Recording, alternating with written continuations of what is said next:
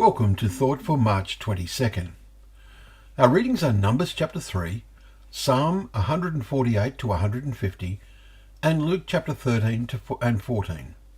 And our thought today is, and does not hate. There are no grey areas in the teaching of Jesus.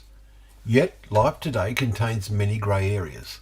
Human legislation in most countries appears to us in many ways to bend over backwards to allow all kinds of behaviour.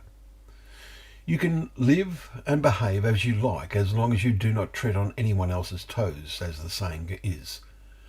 These thoughts entered our mind as we read the teaching of Jesus in Luke chapter 14. It tells us, "Now great crowds accompanied him," verse 25. Imagine the scene, how popular he had become, but it was not of the same order of popularity that many stars achieve today.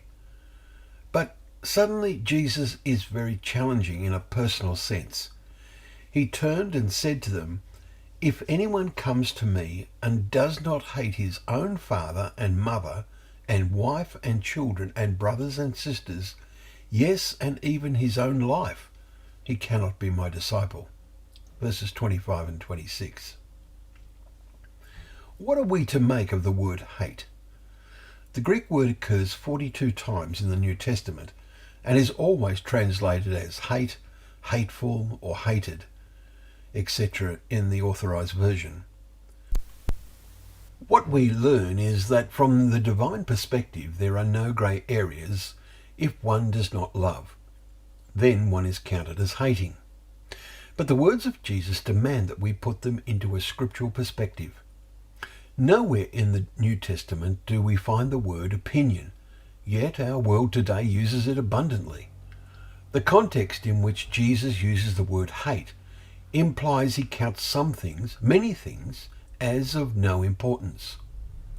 In following in his footsteps to come after Christ, we must see life's values, or lack of them, as he sees them. We need to each ask ourselves, what is of first importance in my life?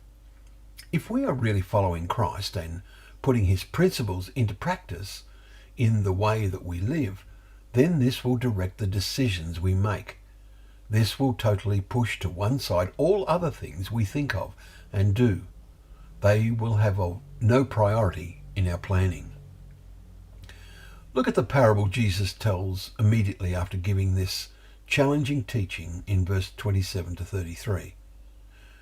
What kind of tower are we building? Is your life, is mine, like building a tower? As we build using the material Jesus and his Father supplies, we get to see the meaning of life from the divine perspective with greater and greater clarity.